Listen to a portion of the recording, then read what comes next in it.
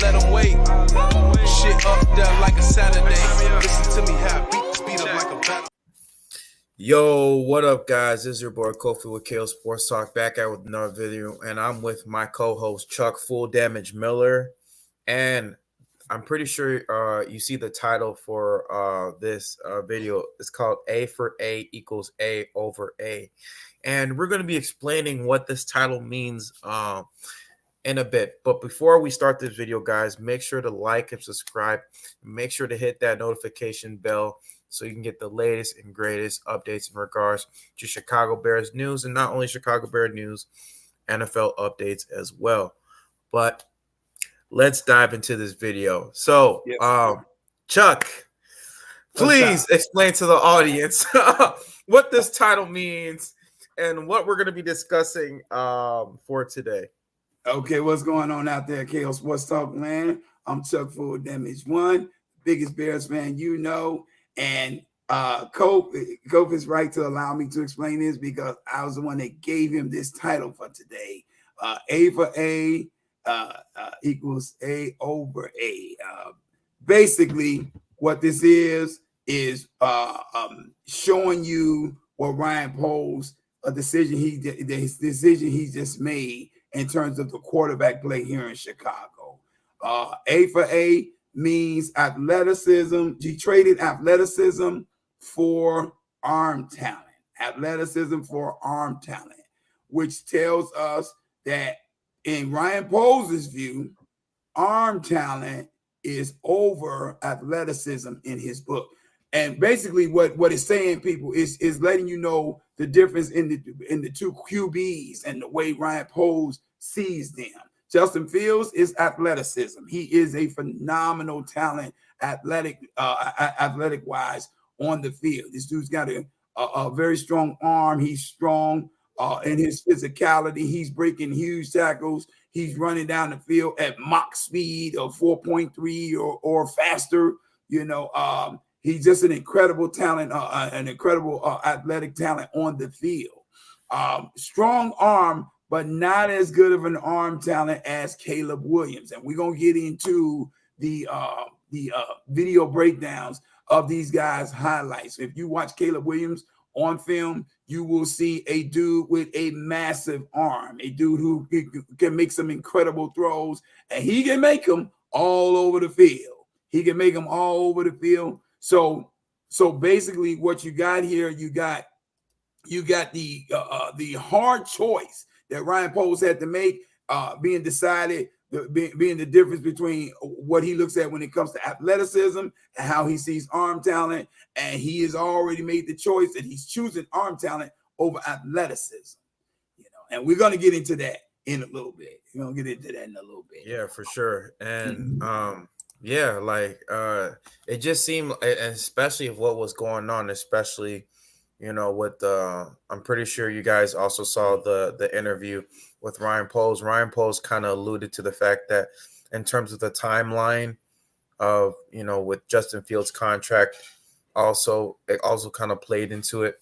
The fact that, you know, Justin Fields had to go through 3 years of really not being in a good situation that the Chicago Bears put him in. Like his first year, you know, Matt Nagy and Ryan Pace, you know, drafted him, and like they didn't put him in a great situation initially. Justin Fields was supposed to be kind of like in a situation that Patrick Mahomes was in. You know, you have a veteran QB who was going to sit behind a veteran QB, learn from him, and then next year take the next development in his QB playing.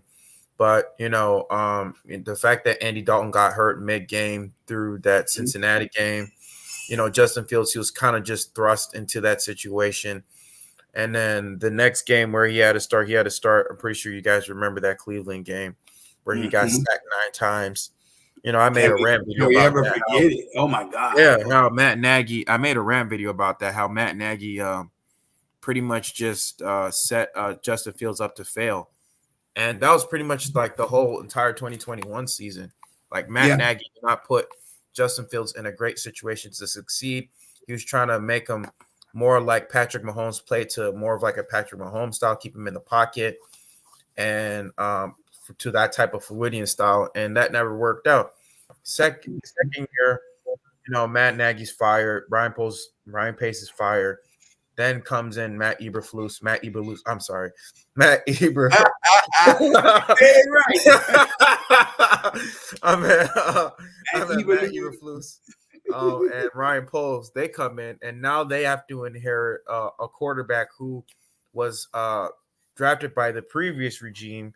And not only that, he has to unload all these contracts. He has to get rid of Khalil Mack. He has to let Akeem Hicks walk. He has to let go of Bilal Nichols.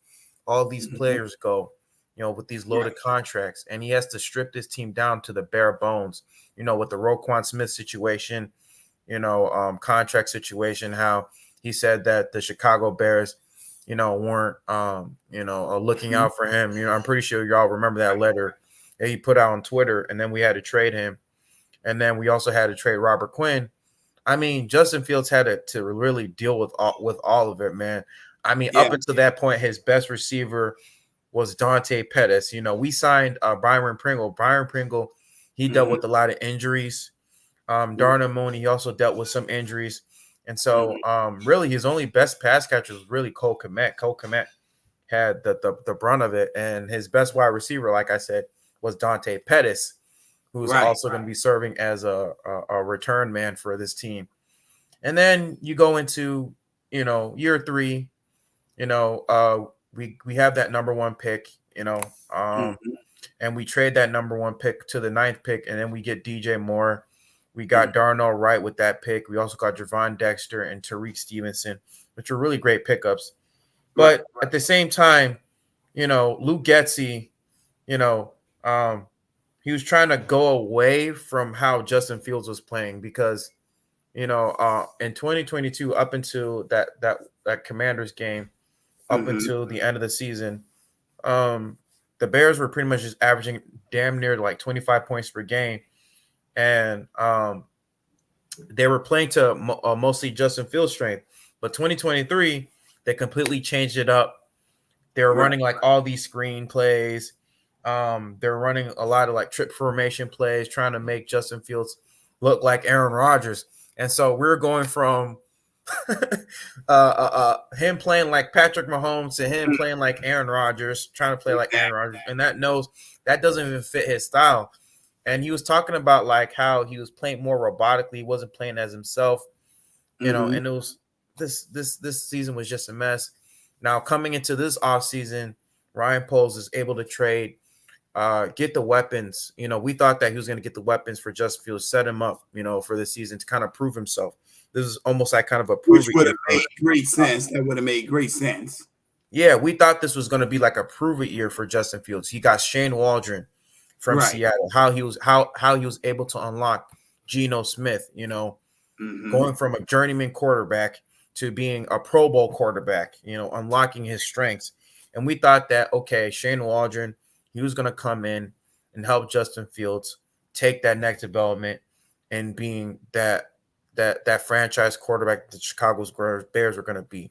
With us signing DeAndre Swift, us getting Gerald Everett from the Los Angeles Chargers, us trading for Keenan Allen, all these moves, we thought that we're gonna help Justin Fields in his development, and we thought, now it's really gonna really set this team up for success in the long run with this number 1 overall pick, because everybody and their mama, with the Washington Commanders, the New England Patriots, whatever team was going to trade up for that number 1 pick for a haul, like a generational haul, like what we were talking about in our previous podcast, and then fast forward to maybe a day or two later, I got a text from you, and you sent me that tweet from Adam Schefter, or I think it was from Adam Schefter. Yeah, Adam Schefter about Fields traded for a 6th-round pick. And I had to look at that again. I'm like, man, this might be fake news because, Adam Schefter has always been wrong on certain stuff. Ian Rappaport always been wrong on certain stuff. Then I checked my other sources, ESPN.com. Justin Fields traded for a 6th-round pick. And then I checked National Enquirer, or not National Enquirer. I checked other sports outlets saying that Right. Justin Fields was traded. I was like, oh man. I was like, Yeah. oh man. I'm Yeah. like, this is not looking good, man. This is not looking good, bro. And But so now we're basically, here at this point. go ahead. Mhm. We're here at this point, and we're trying to figure out what we have to do. You know, what Ryan Poles is going to do. You know, with this number one overall pick, people are all pointing to the fact that, oh, we're going to be drafting Caleb Williams, but really, I almost kind of agree with you, Chuck, that the fact that, you know, Ryan Yeah. Poles, I felt like he was just kind of pressured by the media, because if we didn't have that number one overall pick, let's say we didn't have that number one overall pick, we wouldn't have to have this conversation at all. We would be talking about, okay, probably getting maybe a left tackle, you know, with the 9th pick, or you know, or probably getting an edge rusher, because that's something that we were, you know, kind of dealing with, we don't have that impact edge rusher or something like that, you know, because like, you know, with this past season, you know, with the defense giving up 25 plus points per game, and, you know, with the Montez Sweat effect, that kind of changed things, you know, but he felt that, you know, we needed to kind of beef up that line or something. We would have had, it would have been a different conversation, you know. Plus, I'll say this too. You know, we can definitely point to media pressure, and we just, that's more like a conspiracy conjecture type of response coming from us as Bears fans, because we didn't really see no reason where the need came into play for us to go away from Justin Fields and get another QB in this town. But I will say this too. I think it is the perception of how a general manager sees success at the QB position. What defines a successful quarterback for a general manager? For some general managers, say like with the Rooney family over there in Pittsburgh, they look at a cat like a Justin Fields and they're gaga wild over him. You know, they've been wanting this guy since he came out of college. He's oozing with this athleticism, and he got all this great talent. And he's got phenomenal arm talent of his own that he showcases, you know, and other factors. He's got 4.3 speed. You know, he's very strong. You know, it's hard to bring him down on sacks and all of this other stuff. So to them, that is a fascinating quarterback for the Pittsburgh Steelers, for the Pittsburgh Steelers GM, the Rooney family. With Ryan Poles, on the other hand, you're talking about a guy who came from a team in the Kansas City Chiefs, who helped put together what is now known as a NFL dynasty in the Kansas City Chiefs. And he watched Patrick Mahomes and was in the room when they drafted Patrick Mahomes and what have you.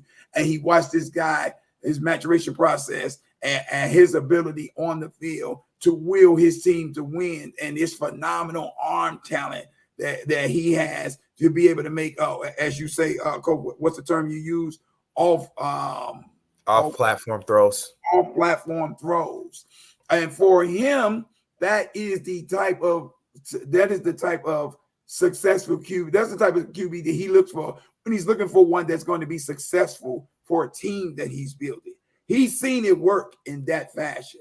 Now, I got to be honest, as great as an athletic quarterback is, there's not a whole lot of historical proofs that you can point to where you can say this QB with all his athleticism won a Super Bowl. He took the team to the championship and they won it all based on his athleticism. So the athleticism is eye-popping. It is the wow factor. But what GMs have seen, what GMs like Ryan Poles has seen in this league that's actually gotten them the ultimate success is arm talent. So it makes sense that he would think to go with the arm talent over the athleticism. Now, do I agree with that? No, I don't necessarily agree with that. I think you go with the you go with the mayor that brought you to the race, bro. You know what I mean? You go with the person that's proven commodity. Right. You got Justin Fields here. This man has endured the hard times for this franchise so that you could get everything right, so that you could clean up the mess that Ryan Pace, the former general manager of the Chicago Bears, left for you to clean up, So you could come in here, you could wipe the slate clean, and this guy can hold it down and he can anchor it and he can keep everything in place and keep everything intact so that you'll be able to get the players. And then when you start adding the players, I contend that moving Justin Fields, people, was no more about Justin Fields and getting a better QB than it was about falling in love with Caleb Williams, and we just got to have him. I think the only reason that Ryan Poles moved away from Justin Fields was because we had the #1 draft pick. I don't see another reason why that man would want to get him. And I'll put it to you like this. If we didn't have the #1 draft pick, Kof, guess what? We wouldn't be having this conversation. If all the Bears had in this draft was the #9 pick in the first round of the draft, there would be no conversation about moving Justin Fields. We only moved Justin Fields because he saw an opportunity to get to two things he saw there. He saw an opportunity to get the type of quarterback that he believes can take this team to the next level under his tenure. And it gave them an opportunity to reset the QB room in terms of the contract, the QB contract, as they say. And what that means, people, is Justin Fields was coming up on the last legs of his rookie contract. I think he was due $4.5 million or something like that this year. If the Bears would have picked up his fifth-year option, which was also divvied in his contract, it was a 4-year contract with a 5th-year option. If they would have picked up his 5th-year option, then you're looking at giving him $23.1 million for the 5th year. Number's going to increase dramatically. After that, you've got to sign this guy to a long-term contract. And so what having the #1 pick did, it gave Ryan Poles the opportunity to get the type of QB that he thinks can be successful at this level. And don't get me wrong, people, I don't think that for 1 second that Ryan Poles thought that Justin Fields couldn't be successful with this team. I don't think that that's what that was at all. The flashes of brilliance was starting to show. The team was gelling around Justin. They loved this guy in the locker room. They were playing hard for him in every phase of the game. This team was really starting to come together. So now you move him out the way. You bring in Caleb Williams. You get what the GM thinks is a great quarterback or the type of quarterback that can take the team to the next level. It kind of ruins the chemistry too, in a way, doesn't it? It can ruin the chemistry. It depends on the maturity or lack thereof of the players that's in the locker room now. Because now you've taken their guy out of the way. And those guys, whether else as fans or not, believe in them or not, is obsolete. Those guys in the locker room, they believed in Justin. They believed that this dude could get it done. They believed this was their guy. And they wanted to see this thing through with him. It was so impactful, Kof, and I share this with you, and I'll share this with you out here, KO Sports Talk Land. When the Justin Fields trade was so impactful to certain players until Cole Kmet, his tight end, one of his favorite targets on the team, was about to go out and celebrate St. Patrick's Day. When he got the news that Justin Fields was traded, he canceled his plans and stayed in, bro. It hit that hard. Ryan Poles making this move, bro. Making this move. Now, I'm going to say this, and Coach, I shared this with you earlier, bro, so that Bears fans can ease their conscience. I don't think that Justin Fields is any better or going to be any greater than Caleb Williams. This is what the media has done, y'all. They put them against each other. It's Justin Fields versus Caleb Williams. This is why I got this on my wall. There's Caleb on that side, Justin on this side.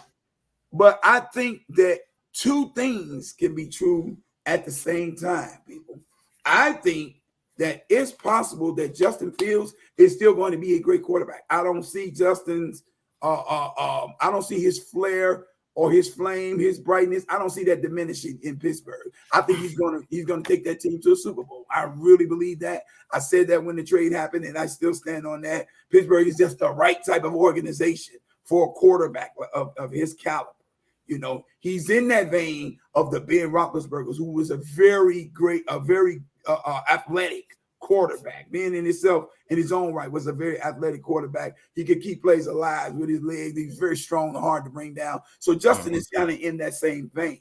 But I also think that Caleb Williams can and will pan out for the Chicago Bears as this great arm talented quarterback who is going to be successful in Chicago. So to me, both of these are quality decisions, quality picks that Ryan Poles had to decide between. He had to decide between these two. And if you can show the clip, Coach, I don't know if you got it up. But which clip? Ryan Poles, when sure. he was asked a question about, what was it went into the decision, what made him make the decision to trade Justin Fields and what have you, and how hard that was. If you can play that for the people. Can you guys see it? Yeah, it's perfect, bro. All right. Started from the beginning, Coach. Go through the whole. There's a lot to unpack there. I think, if you go through the whole deal, like in the very beginning, I think that was a choppy start, rookie year. And then when I came in, we had some cleaning up to do, which then delayed another year of adding talent and supporting. And then just in terms of the game, I feel like he was making strides and improving. The problem is, and it's really, and that's what I try to explain, it wasn't Justin versus one of these rookies. It's really the timeline and how much runway that you have, because really to get a guy up off the ground, you need to support him with as much talent as possible. And then that flips, because then they take so much cap space, which is a good thing if you get to that point, but then they have to be the reason you start winning. So then it's harder to add the talent, around them. And you can look around the league and it happens a lot. And really the teams that can sustain success through that period, I think, do a really special job. Mm-hmm. And see, to me, Cole, I thought he was very thorough and very honest in his explanation about why he moved Justin Fields. Did y'all hear that, people? He didn't move Justin Fields because he's a bum quarterback. He didn't move Justin Fields, let me say this, because he couldn't read the defense. He didn't move Justin Fields because he was scared to throw the ball. He moved Justin Fields because he couldn't throw the deep ball. I heard all this stuff going on all through the season about why Justin Fields could potentially get moved. He moved him because of the timeline. Absolutely, my brother. How did you get this photo of me and my sister, bro? Where did you get this photo of me? Cold, I love it. Wow. I found you, brother.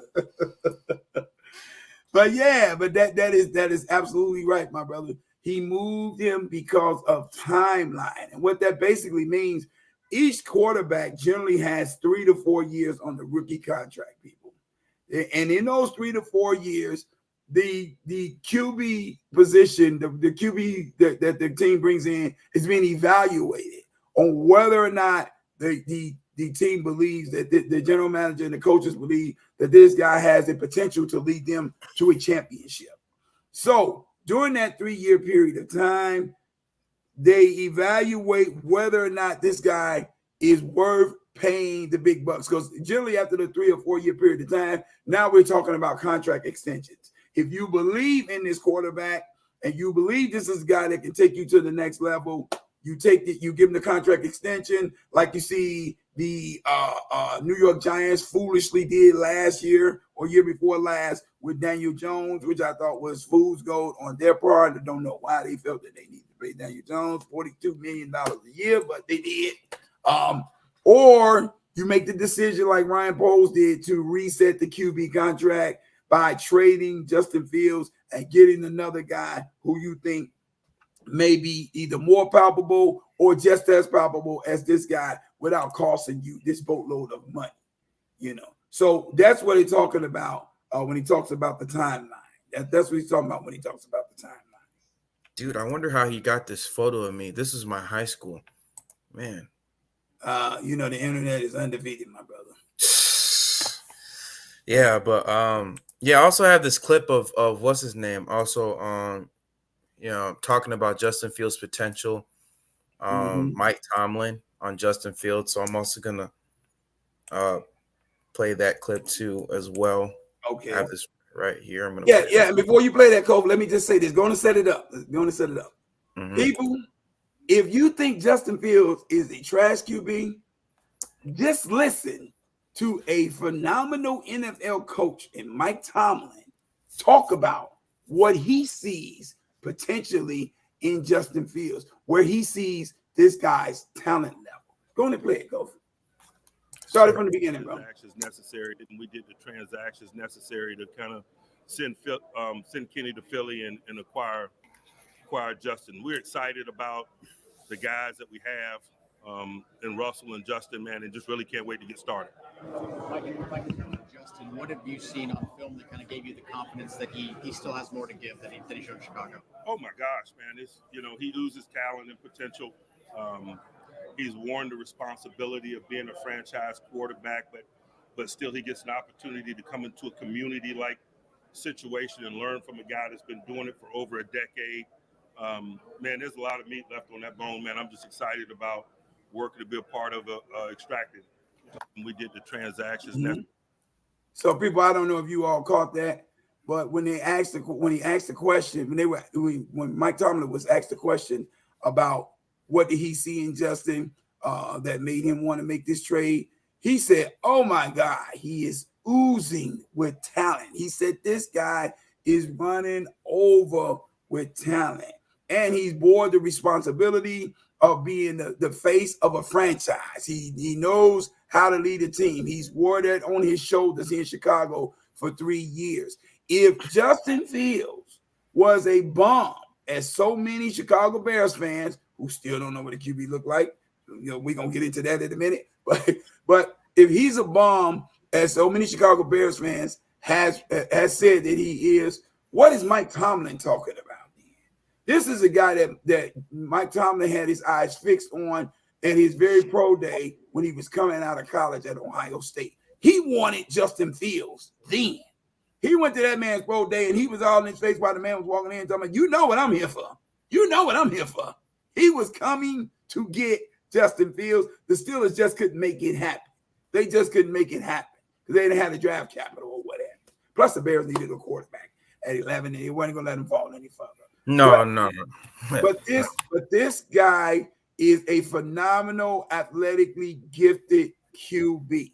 Now, like I said, there's not a lot of cases where you see athleticism at the QB position win out. But we do have some cases of it. You see Russell Wilson winning over in Seattle when he was over there. You see Big Ben Roethlisberger winning 2 or 3 times over in Pittsburgh when he was there. So there are times when that athleticism does win out. But for the most part, history has told us that it's arm talent QBs that win out in this league more so than others. So I get where Ryan Poles is coming from, and I get why his view is arm talent over athleticism, but I also don't know if that's always the right decision. I'll say this, though. 2 things can be true at the same time, people. Justin can be great in Pittsburgh, and Caleb can be great in Chicago. Believe that, people. Both of these are phenomenal young men. You're phenomenal talents at the QB position, and they cause different opposing defenses. They cause them different levels of hell, bro, depending on who you running up on. You running up on Caleb Williams, you got a guy who's going to scrim around in the pocket. He's going to keep a play alive, but he's not going to look to run with his legs. He's going to look to beat you with a deep shot somewhere. He's going to look to beat you down the field. That's one problem that he proposes to a defense. Whereas on the other side of that, with Justin Fields, you pressure him, you get to him, you grab him, you think you got him. This guy breaks, tackles, and up the field for a touchdown on you, right? Before you can blink. So that's a different kind of a problem that Justin Fields poses to defenses. So when you're looking at these 2 guys, I'm letting you know, people, both of them can be great. But all I'm going to say is this. I really hope Brian Poles got this right, bro. Because going away from Justin, when you know you already got a quality talent in hand, if you notice, listen to what Brian Poles said. Not once did he say Justin lacked this or Justin didn't produce there or Justin didn't come up short. He came up short on that. You didn't once hear that man say that. He talked about Justin's progression and how he was progressing and what have you. He said the only thing that stopped Justin in Chicago, we ran out of runway. Ran out of time. The plane was ready to take off, but he didn't have enough runway to lift off, bro. That's the only thing. It was a timeline, bro. It was a timeline. What's up, CG? It's good. That's my dude. Matter of fact, what's up, CG? Matter of fact, Coach, here's what I would like for you to do right now, bro. If you can, I want to show the people the difference between athleticism and arm talent in terms of the QB play here. Because Chicagoans, we need to know what a QB is. And I don't feel like we know what that is. So I think it's time for us to educate our people, bro. So if you can pull up either one you want first. You can either go pull up highlights of Caleb Williams, or you can pull up highlights of Justin Fields. It doesn't matter what order you do it. Okay. Yeah. So people, I need y'all to see what QB play looks like, so that we'll understand what we have in Chicago. One thing I get tired of Chicagoans always fussing and complaining about QB play in this town. You know, it doesn't matter who we bring in. You know, you bring Justin Fields in, he's running around, he's breaking tackles, he's making phenomenal highlight reel plays, he's scoring touchdowns, he's doing this, he's doing that. You know, now, you know, he doesn't throw the ball. He's not good QB because he's not throwing bombs all over the place. But years before this, you brought in Jay Cutler, and this guy's phenomenal arm talent. He's not running around, but he's throwing pellets down the field all over the place, takes this team to a 13-3 season and an NFC Championship game visit. Well, we lost to the Green Bay Packers, unfortunately. But, you know, to Bears fans, oh, he's not a good QB because he don't care. When he make a mistake, oh, he don't even show no emotions. No, people. You got to understand the QB room and how that works, bro. Who you bringing up first, Kof? Justin Fields. Okay, cool. Let's get this ball rolling, bro. So now, people, look at this. This is what you call athleticism at the QB position. Breaking ankles, making moves, keeping plays alive. He drops back, pressure's getting there. He breaks play. He breaks the tackles, and he goes up the field. He's showing his arm talent here. Now, his arm talent to me is not as great as a Caleb Williams, but you can see it right here. This is what athleticism gets you. Athleticism gives you the ability to keep a defense off balance. And that's what Justin is doing here. He's keeping his defense off balance. They don't know, and really, it probably been more cohesive if I just had you to go to a Detroit one, because they really didn't know. Detroit is the perfect example of a defense that can't handle his athleticism. He keeps them so off balance, bro. They don't know if the run or the pass is coming when Justin is out there. Look at this, people. He steps up in the pocket, throws a dot, boom, to DJ Moore. This is what athleticism gets you at the quarterback position. Here goes another one. Pump fake, nothing there. Let's go, Justin. Use these legs. Use these legs. People, this is great QB play. He may not be throwing pellets all over the field, but this is great QB play. And here's the beauty of an athletic quarterback. If he's got a strong enough arm and accuracy enough, he can make the throws at the time that he needs to make the throws. And he can keep the play alive to win stuff like this. Look at these plays, people. Y'all remember this? This was last season. This we just gave up, people. Look at this. Still alive. Supposed to be sacked. Still alive. Running. First down. Or we can even also go to that Atlanta game too. Yeah. So, you know, Arizona couldn't even contain him. Just showing you this guy was a complete nightmare for every team that was running up. Look at that touchdown pass. Yes, that was beautiful. That was a free play right there. That's what you call a dot, people. That was a free play. Yes, that's a dot. Watch it. That was a free play right there. Look where that ball is. Perfectly on his numbers, bro. Perfectly thrown. All you people that say the man can't make the throws. But see, we get spoiled because we think that it's always something better. That's Myles Garrett right there. Yes, in case y'all don't know, Myles Garrett is one of the strongest players in the NFL. Yeah, that's Myles Garrett, bro. He's a freak of nature, one of the best defensive ends in the game. And he just shook him off like fly paper and still made this touchdown throw. See, this is what athleticism is, people. You see it? Nothing there. Boom. Okay, we're going to make something happen. We're moving out to the outside. We're going to make a throw. And then if they go to this next play, I'm thinking, boom, he fakes. Now here comes his athleticism and play with these legs. That creates a dynamic that gives defenses total hell because they don't know if he's running or if he's going to pass. Which one do you do? If you attack him with the run, he throws the pass. If you stay back and try to cover in the pass, he breaks out and does this. He's running. And we didn't want this on our team, people. Let's keep that in mind. Bears fans didn't want this on the Look team. at this. Look at How this do you game not against want Atlanta. this? Look at this. Oh my God. This game against Atlanta, I think, was one of his best, in my opinion. Look at it. Look at Bro. that. Only where DJ Moore can catch the ball. He threw it only to where DJ Moore can catch it. Yeah. And look at this. Up the middle, athleticism, got him off guard again. I hope they show this sack attempt by Atlanta. I'm pretty sure they will. I think it's Right this about one. around. No, it's not it. Okay. Oh my God. Look at that pass. Look at that pass. Hold on, Kobe. Let's let it roll. Let it roll, bro. All Okay. right. They're not My gonna show bad. it. They didn't show it, but it's okay. It's okay. So that's just to give you a glimpse of what athleticism looks like. Now, if you can pull up Caleb Williams highlights so that they can see what arm talent, what the difference between these two are. They can see what arm talent is. In a nutshell, people, and I'll say that. Well, let me let the film go. I'm not going to say too much. You pick whichever one you want, bro. It doesn't matter. It doesn't matter. Either way. Sorry for the ads. Oh my gosh.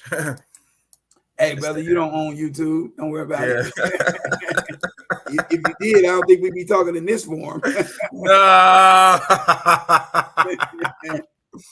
Yeah. But people, that is a glimpse of what we had in Justin Fields in terms of athleticism. Now you're gonna see what arm talent looks like. This is Caleb Williams, and now you're gonna see what a guy with phenomenal arm talent looks like out here. Okay, dropping back, boom. Didn't even have to move or swivel his body at all. Just the flick of the wrist. The flick of the wrist. Look how quick his release is. You see how quick his release is? Look at that. Look at this release. This is an incredible release. Aaron Rodgers-esque. They keep talking about him being in comparison to Caleb Williams. I think he's more akin to Aaron Rodgers. Look at that flick. Because the flick of the wrist. And look at the accuracy, the pinpoint accuracy just with the flick of the wrist. Mm-hmm. This is what you call arm talent, people. Staying in there. And even when plays break down, look at what he does, y'all. Now he's running, but he's looking to pass. He's always not looking doing downfield. what Justin does, which oh my God. Did he just complete that? Yeah, because Justin's first instinct is to run whenever there's nothing open. But that's because Justin was used to pockets breaking down and pressure getting in his face. So it was a survival instinct coming out of Justin. You know, he didn't have a great offensive line in front of him. So Justin had to run around for his survival. If he didn't want to get killed back there, getting sacked 72 times a game, hell, he had to do what he had to do with his legs. Look at this throw. Look at these throws are incredible. Do you guys see the strength in this kid's arm? Caleb Williams has a phenomenal arm, and he's doing this in the blink of an eye. This is Brendan Rice. Brendan Rice is Jerry Rice's son. He's not half as good as Jerry Rice, people. I'm going to let y'all know that now.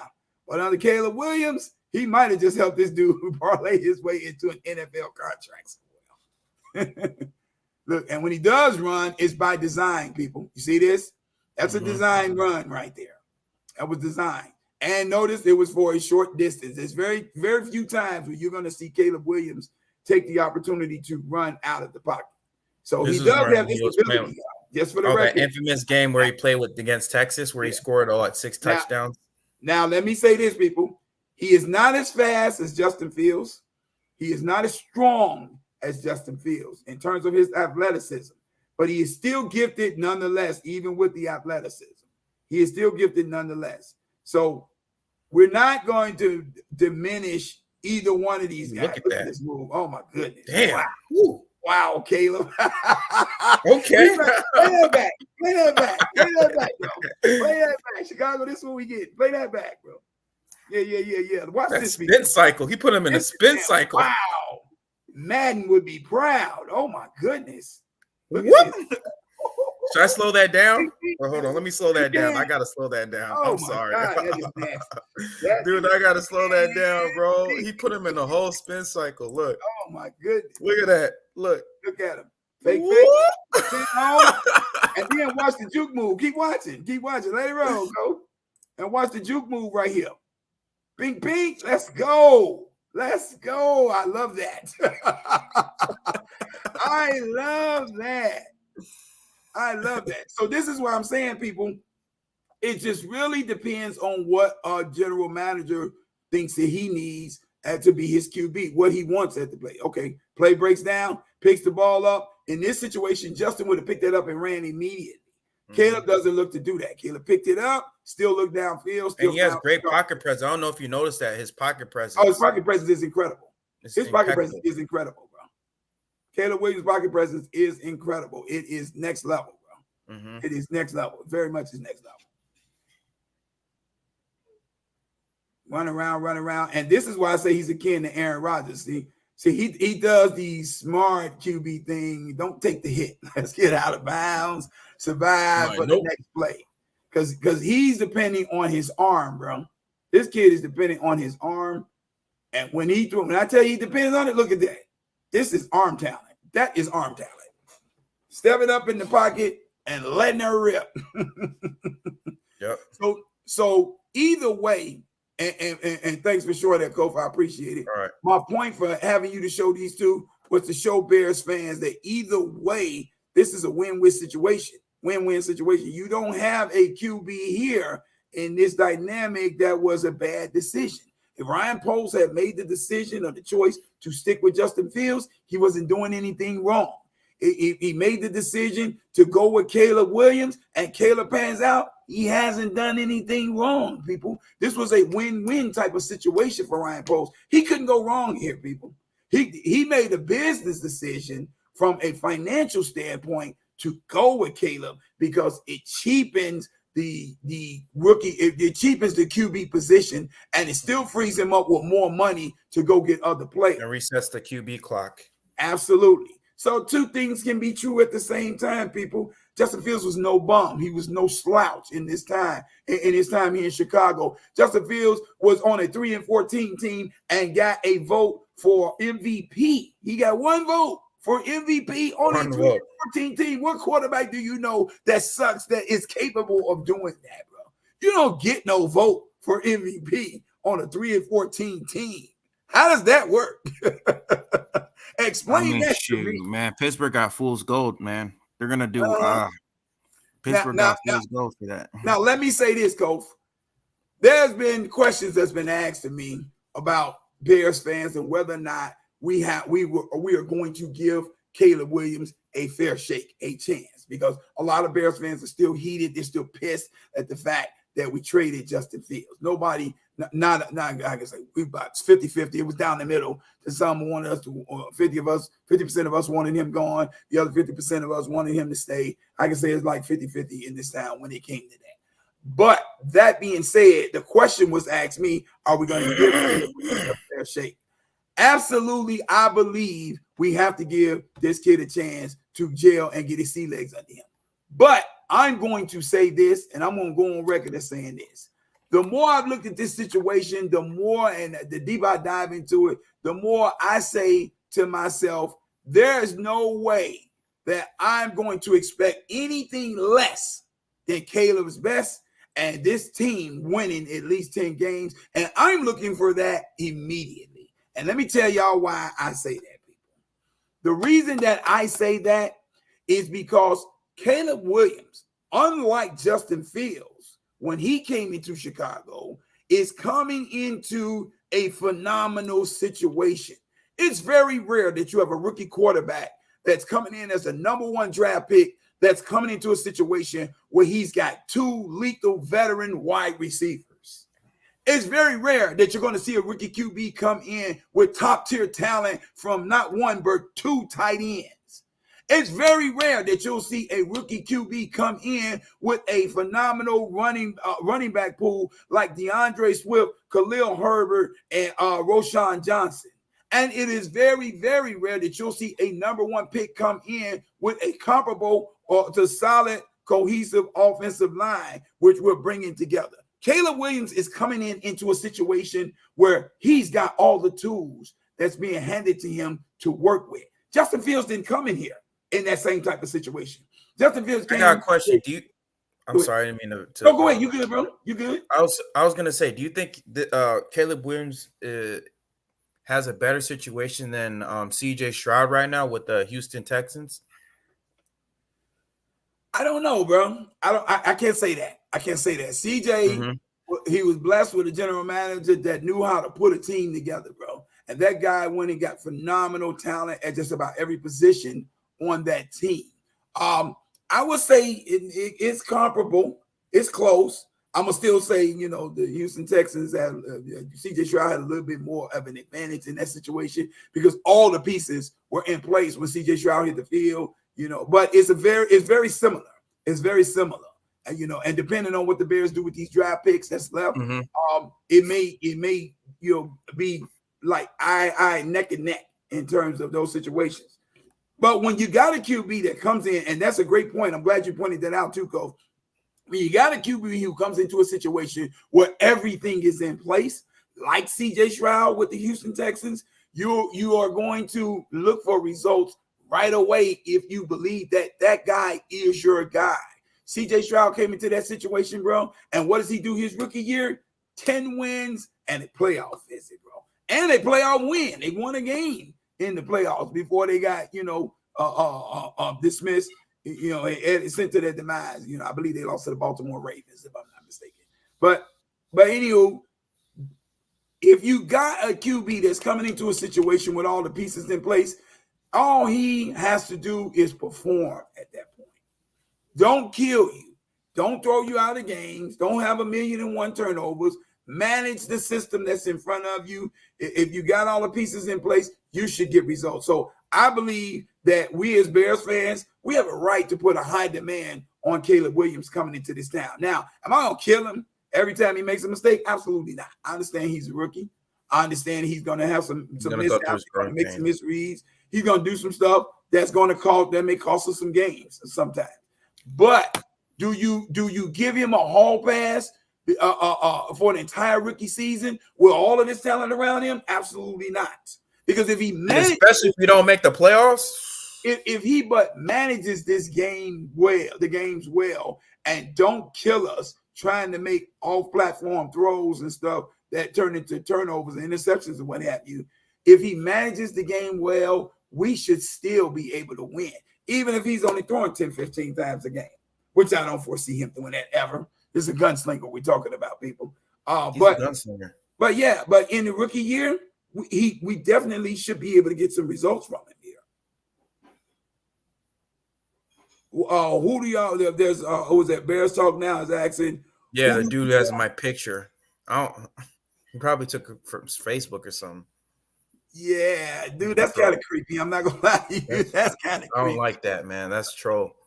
Yeah, bro. Yeah, we appreciate your fandom, but there is a little. Please do not take my pictures, bro, or I'm gonna have you blocked, bro, because this is creepy. Yeah, it does come out a little creepy, bro. But please that being said, bro, Coach, that's a great question though, bro. Who do you think the Bears, if we don't trade down with this number 9 pick, and if we stay the course with the draft picks as they are, who do you think we should take at 9, bro, if they're available? I think we should either take like an edge, you know, or here are 1 or 3 things that we can pick. Okay. We can either pick if Joe Alt is there. Okay. You know, because we have to solidify that O-line. Left tackle. So now you're talking about left tackle. You're talking about moving Braxton Jones now. Okay. Yeah. So I think Joe Alt would definitely beat him out for the left tackle position. Bro. Yeah. And if he's there, I'll say pick a left tackle. But if he's not there, I would say either pick a edge rusher. Either an edge rusher, you could either pick a edge rusher or an X receiver. In my opinion, I know you want Malik Neighbors because you know you talked about it, but I want Rome Odunze. I want Rome Odunze because, like, even though he knew that he's going to be a top 5 pick, he still competed in the combine. And like I said, you know, those types of players, I want those types of players on my team because. You know, Ryan Post says he wants people who love football. I think he has one of those qualities of like, okay, he's going to do whatever it takes to be great, you know, and he has a great work ethic. Kobe, let me ask you this. From what I've seen where do you see Rome Odunze's comp? Who's his comp, bro? And what's his ceiling to you? What? How high does his ceiling go? I would say he's more kind of like kind of like a little bit of Mike Evans. I see a little bit of Mike Evans in him with his route running and how he plays and how he's able to go up for 50-50 balls. Okay. I mean he's fast, you know, but like he kind of will beat you with his athleticism. You know, he's very like how should I say it? Like he'll definitely beat you with his athleticism, but like in terms of like 50-50 balls, like he's very great at it. And we need like a big X type of receiver. Yeah, I think he led all of college football last season in 50-50 balls. Yeah, he had the highest percentage of all the QB of all the wide receivers that was out there, including Marvin Harrison Jr. And it wasn't even close, bro. I mean, it wasn't close. It wasn't close. Yeah, by a landslide. What do you see his ceiling? What's the ceiling to you, bro? Like if you had to, how far do you think this guy can go, bro? I mean, if you had to push him in potential to I don't know if I could really answer that right now. okay. But I would say mean, like you already comped him to Mike Evans, so comping him to Mike Evans puts him at a pretty high potential. Yeah. I know. Yeah. But like his play, I mean, some of his playing styles is almost similar to him.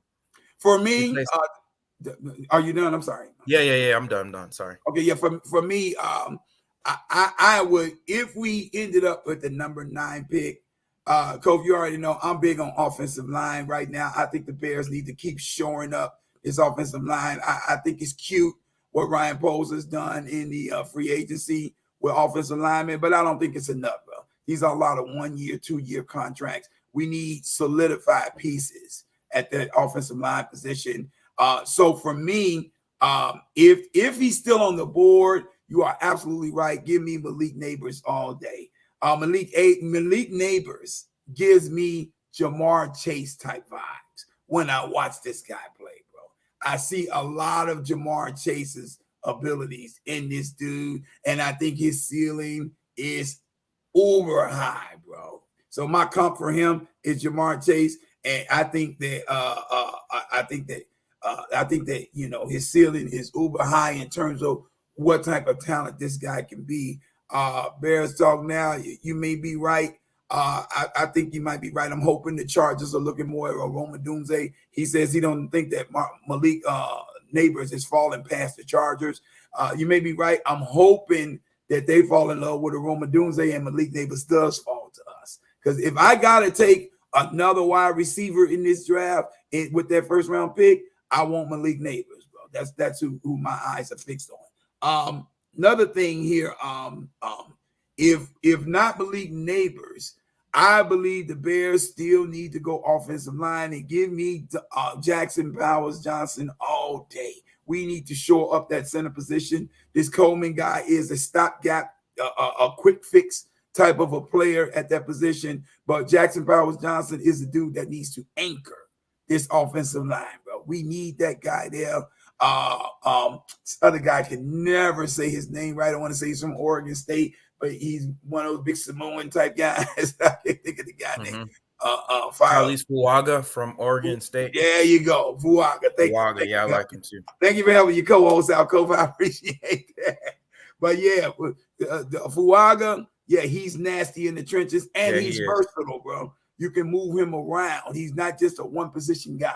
He can move around. He can play some center. He can play left. He can play right. This is the kind of guy you want. That's what Ryan Poles saw in Ryan Bates, the guy that he just traded the 5th round pick to the Buffalo Bills for. You know, he's another versatile type of guy. We need more of those guys in the trenches because if we get injured up front, a guy like Caleb Williams is going to be reliving the horrors that Justin Fields lived here for years.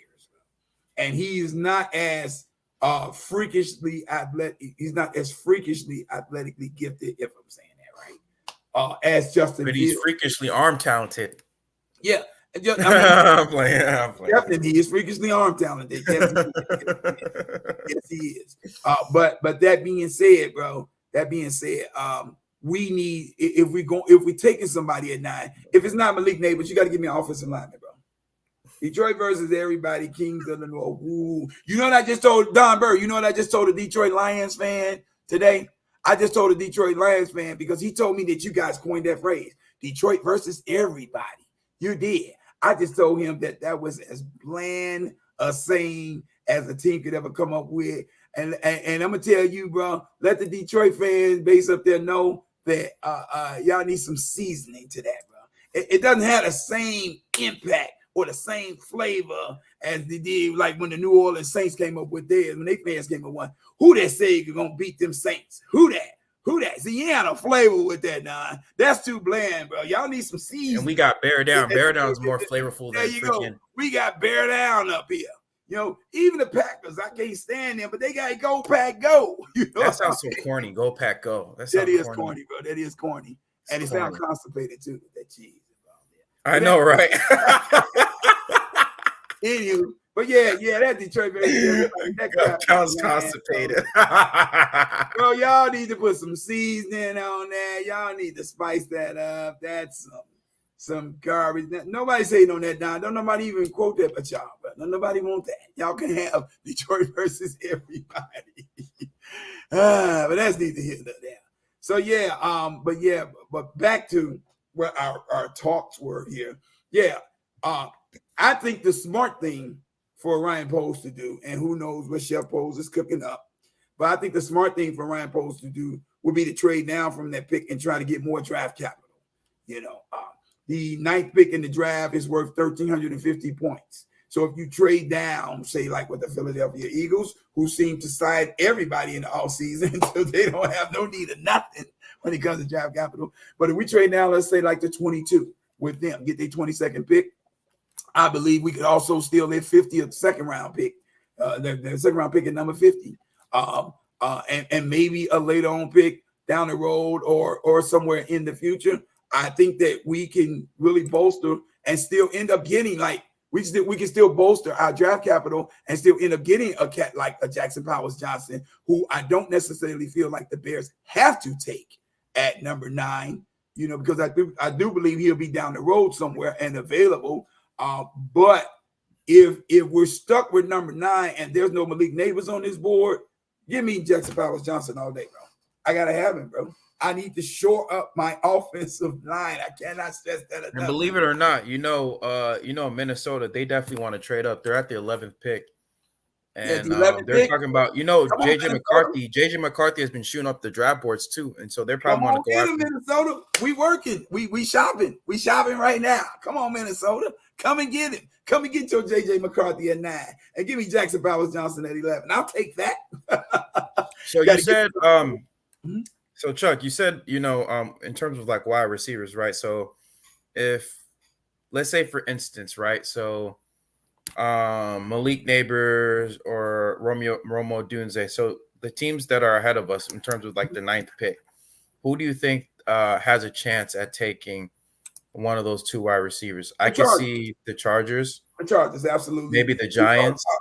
Yeah, because the Chargers, the Giants probably will take a wide receiver, but I don't know why. I don't really understand why, because the way they're constructed right now, they need a QB, bro, that can reach somebody. And I'm sorry, I've never been convinced that Daniel Jones is that guy. Daniel Jones is a very athletic quarterback, similar to Justin Fields, but he does a lot of running because his arm talent is, not all that great, bro. He doesn't have much in terms of arm talent. His legs are phenomenal. He's a great runner, fast guy, strong, but he doesn't have much arm talent. So I can see the Giants messing up everything and taking a wide receiver. But you just got rid of Saquon Barkley. You might need to go get a running back. And I can see Tennessee taking an offensive lineman like Joe Alt. They think they might take him. Probably, bro. And look at who they got. Even in the mock draft says I'm taking Joe Alt and Tyler Newman. Tyler Newman wants to be a Bear, bro. He's from Chicago. He said it would be his dream to be drafted by the Bears. Check this out, Bears. Brian Poles. If we trade down and get more draft capital, maybe we can make that a reality for this young man. Yeah, we can get JPJ. We can get JPJ. Yeah. and we can get Tyler Newbin in the second round. I'm not mad at that. And you know what? Kevin Bear can also train or take him under his tutelage and teach Tyler Newbin how to be a free safety, how to tackle, do certain stuff in the NFL. Absolutely. So yeah, I think the wise thing for us to do right now is to take that 9th pick and trade down, bro. I think that's honestly what we end up doing, unless a guy like Malik Neighbors falls to us. If he falls to us, I don't see a reason why you can pass up on him. You can't pass up on Malik Neighbors at number 9. You got to get that guy, bro. You got to get him. He completes your wide receiver room, bro. You know you're taking Caleb at number 1. Roma Dunze. Right. That's if the Chargers fall in love with Malik Neighbors over him, because this could very easily become a swap, bro. If they're in love with Roma Dunze, they'll take him at 5, and then Malik falls to us. Right. But if they're in love with Malik, like the mock draft is showing, then he goes at 5, and Roma Dunze falls to us. I'm just not as high on Roma Dunze as everybody else is, bro. I think he's a very, very solid wide receiver. He's a great wide receiver too, a solid wide receiver too. He missing something for me though, Coach. Not gonna lie. He's a Musa Muhammad. He's a possession guy. That's the way I see him, bro. And if I'm comping him on the low end, that's who I'm comping him to. I'm comping him. Now, that being said, Musa Muhammad was no slouch. Just for the record, people. Great wide receiver in his own right. Very strong, great hands, physical, could fight for every 50-50 ball and come down with it. You know, all the things you see in Roma Dunze, Musa Muhammad had those. I think Roma Dunze had better speed than Musa Muhammad, but very similar in play style. You don't see too many plays where Roma Dunze breaks it long, bro. You know, where he takes the short pass and takes it 50, 60 yards, you know. Not saying he's incapable of doing that. Malik definitely does that. Malik gives you that home run hitting ability. And with a quarterback like Caleb Williams, who is a gunslinger, you want a home run hitter on the other side of this receiving core, bro. You want that. What's his name? What do you think about Brian? No, Brian Thomas Jr. is not like that. It's more Malik. Brian Thomas Jr., you know, he has flashes, bro. But he ain't Malik Neighbors, though. Yeah, he's more straight laced, though, man. You know, he's down the field, just going out physical you, going to beat you with his speed, that type of thing. He doesn't really have too many moves coming off the line. I looked at some of his highlight films, bro. Have you seen Adonai Mitchell? He's a good option. Don't get me wrong. He's a good option, bro. He's a good option, but I would take him second round. You know, he's not going first round for me. Have you seen Adonai Mitchell? What do you think about Adonai Mitchell from Texas? I haven't seen Adonai. He's one of the few dudes that I have not seen. I know what's his name has been talking about him, Swifty. I have to see his highlights. I'm not too sure. Adonai Mitchell? Yeah. Oh, yeah. This receiving class is phenomenally deep, people, this year. There are a lot of good options at wide receiver. So if the Bears miss out on one guy, no sweat. We can always go down and take somebody else because there are a lot of options out here. I'm still very high on Malachi Corley, but he's more like a third round option for me. If he falls to us at our third round pick at number 75, then we got to steal in the draft. But I don't know if that's going to happen because the Pittsburgh Steelers have their eyes on him too. And Pittsburgh is great at evaluating wide receiver talent. They see what I see, and they're coming for that guy. They had him to visit Pittsburgh, bro. They already brought him over there, man. So if the Bears have the opportunity to get him, we better get him, bro. We better get him. I agree. Any final thoughts before we end this stream? Just keep your eyes open, keep an open mind, people, when you see this team, but do put demands on this team. Do not allow this team to be formulated, Justin Fields to get traded away, us to go get the number 1 pick and add all these pieces and then settle for another 7-10 season. We can't do that, people. This team is built to win, like Ryan Post said last year, and it's built to win now. So Caleb Williams, Put those expectations on him. Believe it or not, Cole, I'm going to say this about Caleb. I believe this guy will live up to the hype. I believe he relishes this kind of pressure, bro. I believe he wants that. I don't think he wants anybody. Why do you guys think my hairline's receding, bro? My hairline's not receding. Shut up, bro. They go getting a little long in the tooth there. He said my hair. Yeah. So I think he really can thrive in this. I think he really can thrive in this. I think he can thrive and be great in this, you know. But that being said, people, I think it was, as Bears fans, we would be fooling ourselves if we expected anything less than 10 wins. We just got 7 wins with 1 wide receiver, people. We just got 7 wins with 1 wide receiver. With a ill-fated offensive coordinator who got fired in the offseason, and with a defensive coordinator who had some stuff going on, CIA, FBI, I forget how that works exactly, but he ended up having to resign mid-season. We still managed 7 wins with this team as is. Now you add Keenan Allen to this mix, DeAndre Swift to this mix, a possible Malik Neighbors and others, Gerald Everett. Come on, man. A better offensive line and a Caleb Williams with the arm talent that this kid has. Man, that'd be crazy, bro. Come on, that man. Would be crazy, bro. Nothing less than 10 wins. Let's go, Bears. Let's go. Bear that. Bear that. I agree. Everything you say, I haven't got no final thoughts. Everything I agree with you is what I say, because anything less than 7 wins, anything less than a 7-10 season, or anything less than a playoff berth is a fail. Right. It's a fail to me. And I don't care, because Caleb Williams is going into a situation where he has a chance.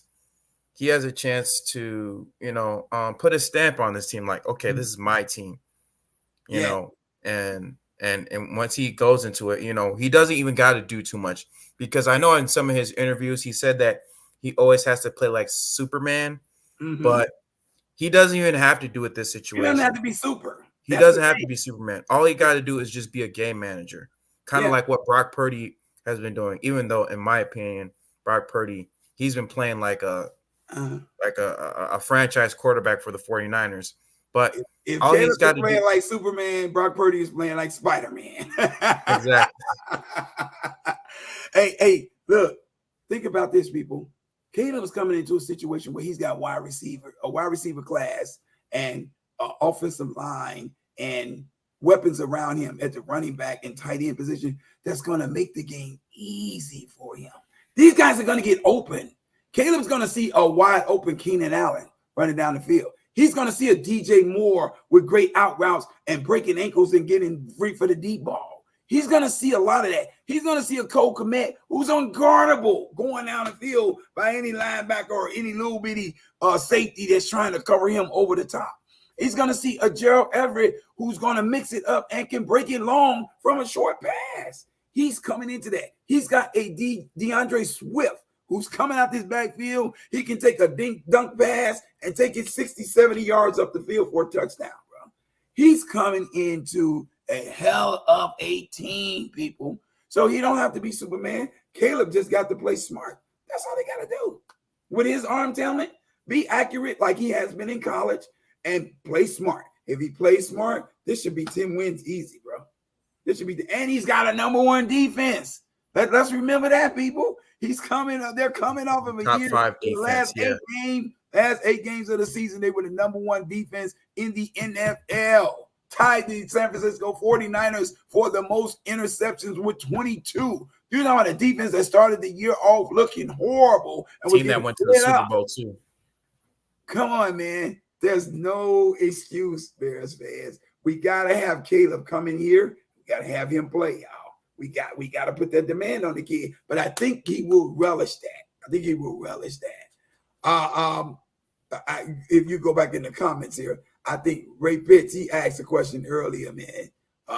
He asked you, Coach, did you think that, were you saying that the Bears were going to be a playoff team? Yeah, he said, so Kofi, you saying y'all a playoff team right now? I see a playoff team with the way I definitely see one. Mm-hmm. I think, Ray, if I can add to the question you just asked, Kofi, I think the jury is still out You get a shout out, Ray. Oh, that's what he meant. A shout out. Okay, shootout. I didn't know what that meant right there. Yeah, Ray. Look, bro. Bro, come on, man. We just was running our mouths, bro. You know we see you when you out here, man. I think the jury is still out on what this team potentially can be because the team is not complete. We're not done yet. We're almost done. We're 75 to 80% the way home in terms of completing this team.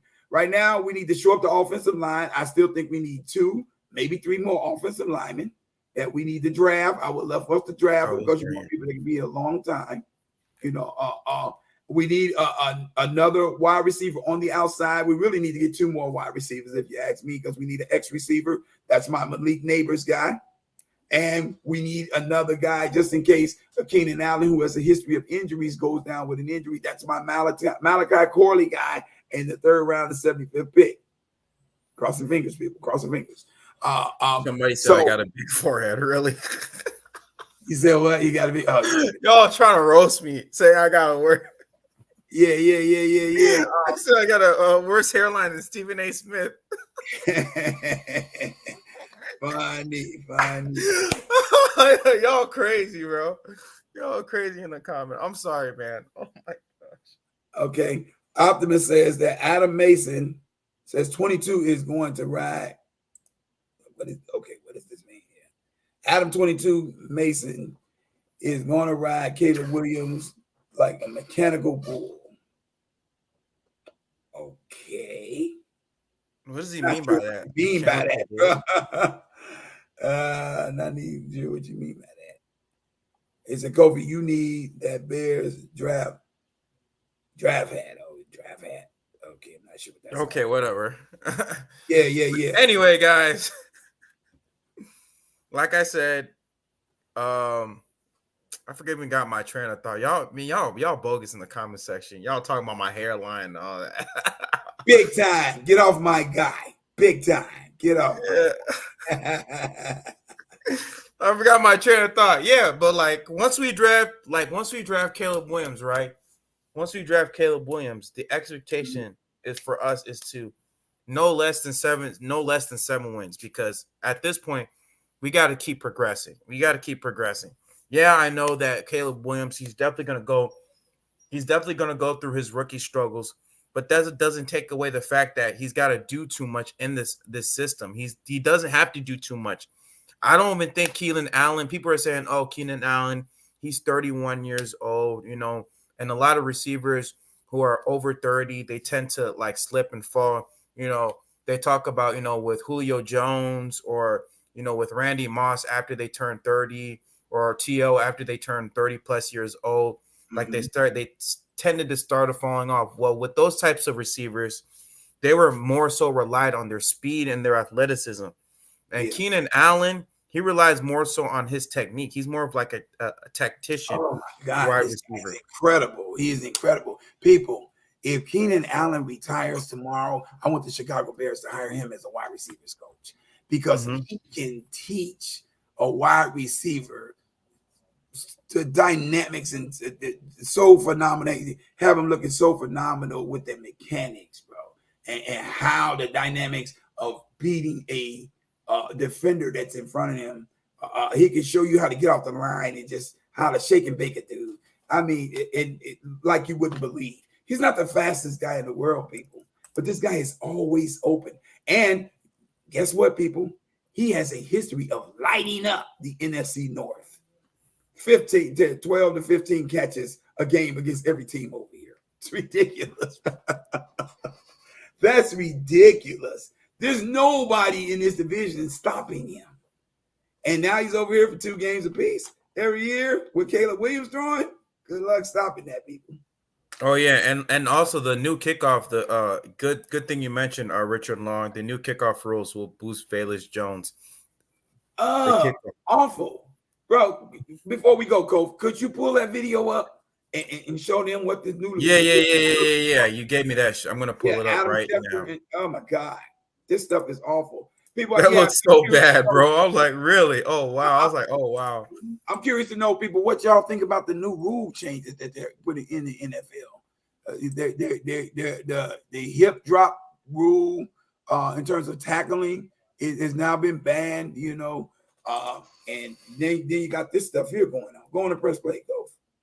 Look how bad this is. Look. This is the and let it repeat so people can really look at this, because this looks like rugby football to me, bro. For real. Like this is an XFL. That's the kickoff from back at the 30. Everybody's already lined up there. As soon as he gets the ball, let's go. That's weird looking to me, bro. I'm sorry, that's weird looking. And Richard, I don't know how you see Velas Jones succeeding in this, bro. I really don't.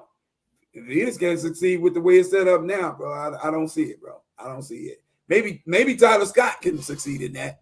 Or maybe Mr. Worthy coming out of Texas could. Exactly. I heard that the Bears had a visitation from him. You know, we had Mr. Worthy come in. So maybe that's what they're looking at. But I think that, what do y'all think about the rule changes? This stuff is really, there you go. There you go, Optimus. National Flag Football League. I agree, bro. Because that's where it's going right now. What I want to know, Kof, and maybe you can answer this more succinctly before we get out of here. With the drop rule, or the drop tackle rule, or however they determine that, if you ban that, which they have done, and basically it's a rule where if a player is running away from you and you're trying to tackle him, you can no longer grab him around the waist and throw your hip drop, throw your body weight onto him to drag him down. If you take that away as a form of tackling people, which has always been a form of tackling in the NFL, how are these guys supposed to tackle a guy now? You're talking about freight trains that are runaway freight trains once they get ahead. Right, especially if it's a tight end. Yeah, what are you going to do to a Mark Andrews when he's streaking down the field? He catches that ball and he's breaking north on you, and you're not catching this guy. You're not physically strong or imposing enough to bring this guy down. How you going to bring him down, people? How you going to bring down a Travis Kelce? When is this guy going to go down? There's going to be so many extra touchdowns per game because of this. It's going to be ridiculous. We might be the top defense in the NFL might be averaging 25 points a game giving up. Real talk, bro. I don't know. I'm cool with protecting the players. I've been told that this is for player safety. I've been told that that's a dirty tackle and all of that there. Fine, I'm cool with player safety. But where does the next phase for tackling come in football then? How you gonna tell these guys to tackle them where it's legal? Tell me how that's gonna happen. They've been taught to do this all their days. And now they can't do it anymore. You know, I don't get that. I don't get that, bro. So, you know, plus it's football, people. Injuries are going to happen. It's a physical sport. And it doesn't matter how many rules that they change, unless you turn into flag football, like Optimus just so beautifully pointed out, then guess what? Injuries are going to happen, bro. That's just what it is. That's the way the game is. That's the name of the game, man. It's That's part of the game. Physical, people. This has always been a physical game, and it's not going to stop being physical. So you're changing all these rules. You're taking that. The hip drop rule is in place. The hip drop is banned, which is going to just be really left up to an official's discretion on whether or not that rule is being broken. Then you give us this goofy looking kickoff that coach just showed you. I can't see that enough. Go play it one more time. I can't see that enough. This kickoff is just weird to me. I've never in my life seen a kickoff like this. Hold on, I got. And then people add this one in too. Now they're changing the trade deadline during the midseason. They moved it to the Tuesday after the week 9 game. So even that's changed. Everything is constantly changing. Everything is constantly changing. And go, you don't have to pull it up if you gotta go by. I understand. It's just weird to me, man. I'm looking at that kickoff. Yeah, it's weird. Like, wow, yeah, you guys serious now? You know, I can't believe it. I wouldn't have believed it if Adam Schefter hadn't reported it. But when I saw Schefter reported it, it was, look at this. This is so strange. Go. What is this? Every time I see a kickoff now, that's what I'm gonna holler when the man catches the ball. Ready, set, go. That's so stupid. I hate that. This is rugby football, people. National flag football. That's what it is. Okay, the hip drop, I can see them giving a valid reason safety-wise for banning that. Why are we doing this, though, Cove? Why are we doing this? What is the purpose of this? What does this do for the game? Doesn't really do nothing. Does it make it more international? I just don't get it, bro. This makes absolutely no sense to me, bro. This makes absolutely no sense. Wow. Well, we're gonna end this video though, guys. I thank y'all for coming, man. And thanks for all the comments. Jesus, it's a lot of Jesus, comments. especially my hairline, bro. I mean, y'all just roasted me in the comments. That was the best of the best there. But anyway, guys, this is your boy Kofi. This is me and Chuck, you know, with KO Sports Talk, man. Like how we always ended over here.